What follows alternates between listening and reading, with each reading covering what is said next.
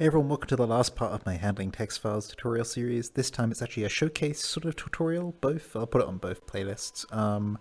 And it's a gadget I've put in my public folder, I'll show you where, that makes managing text files or data or experiments a lot easier. So I'm going to go through, show you how it works, show you where to find it, and let's get started. I'm going to go over to Smooth POV here. In Smooth POV, you'll see it here, but I want to show you how to get it out of the public folder just quickly. So inside my public folder under Utilities is the data disk. So that's how you get it. Once you have it, you can spawn it in, and then we can talk about what each of the options do. So you can see here right at the top, there is a data preview checkbox. If I check this, you'll see that the data that is contained within the floppy disk is displayed in a panel to the right. Leave that off unless you really need to look at the data. It will cause performance problems, particularly with really large data sets or data sets that are constantly updating with new data. Beneath that is a text entry box for the file path for your data. So I can change this to data 5, and then that's where the data will be exported when you push the write to file button. There's also a clear button. The clear button will remove all the data from the floppy disk. You can't export the floppy disk when it's empty, and writing it to a file when it's empty also won't do anything, so don't do that. Additionally, the write to file and the file path options will not be there if you're in a world which does not support writing to file from Logix. Check the write text to file. What's the node called? Damn it. Write text to file node tutorial, which is the previous video that I recorded, for more information on the requirements and the caveats behind that node. Essentially, only use it if you know what you're doing and only when you're in a LAN world. We are in a LAN world, so these have appeared. If you weren't in a LAN world, these two options here would not be available. So that's the object itself. Let's talk about how you use it. So it has what I like to call a sort of API to it, and that is you're not meant to sort of inspect it or do much to it yourself, but you're meant to tell it to do stuff using other gadgets. So to get this set up, what I'm going to go is create something really quickly. So we're going to go ahead into the node menu. I'm going to go to flow. Go to dynamic impulse trigger with value here.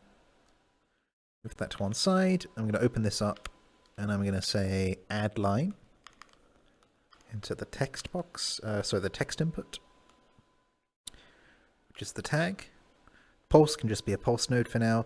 The target hierarchy needs to be the root of the data disk. So we can go up to the data disk here, grab the word data disk,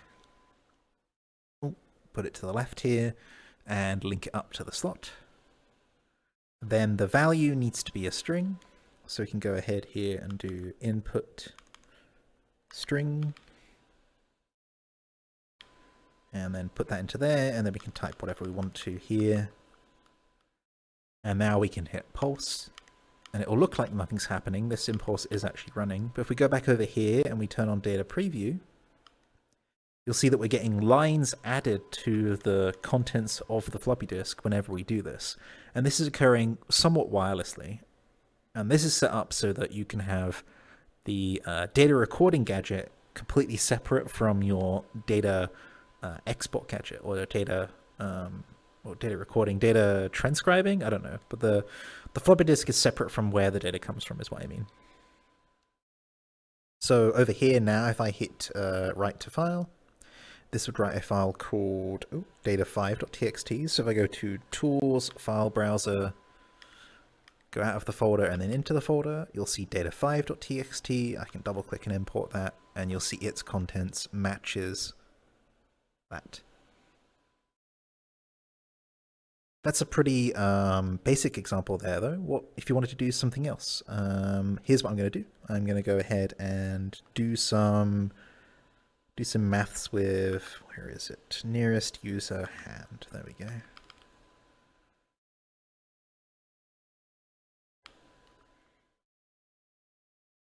That's going to get the nearest user hand, and then we're going to go ahead and get the global transform out of that. What we're doing here is just getting some more sort of mathematical data rather than text-based data. And so here you can see we've got a global position, and what we can do is we can chuck that into a format node. So if you go here to string and then to format,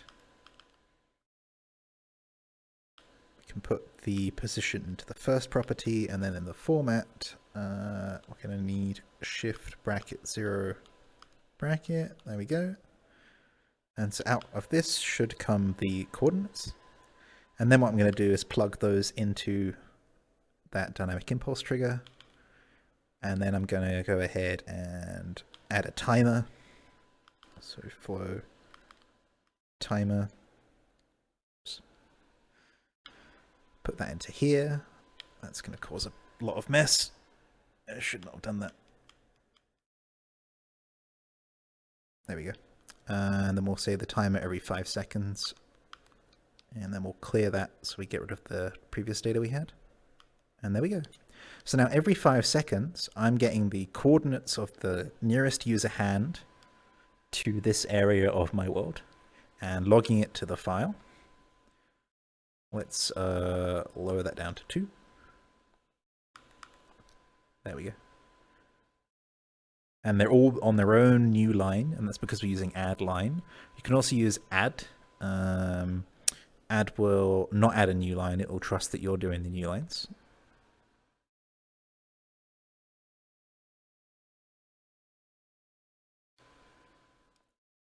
Then let's say we're done with our experiment into how far away my hand is. We can cut that wire, and we can go across here, go to here, and we can say data hand.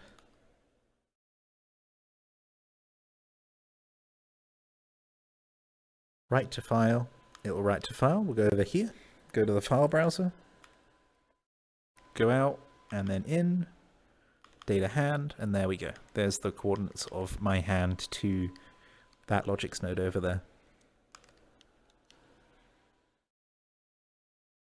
If we now inspect the floppy disk, we can show how it works. Let me just turn off the data preview here. If we go up to the top, you'll see that there is a text exportable. The text exportable targets the value field within the data slot here. See the part 1 here for how text exportable works. You also see there's settings here, which has the file location in it. That's just copied from this text input box. There's the data view. The data view is the data preview. So if I turn that, oh dear.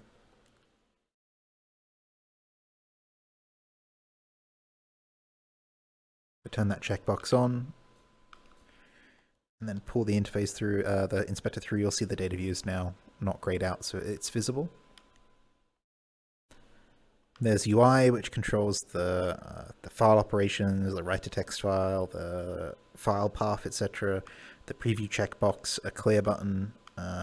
Most things here actually call logics within this function slot. You can see here clear, addLine, add, show hide file ops, and write. You can dynamically call the write to file operation by sending a pulse with write to file, as in write to file just like that. So exactly like this, but write to file. You can use add, which is, like I said, the version that adds a piece of text without adding a new line. Or you can use addLine, which adds a piece of text with the new line. Or clear, which does the same as the clear button. So it's all very modular here.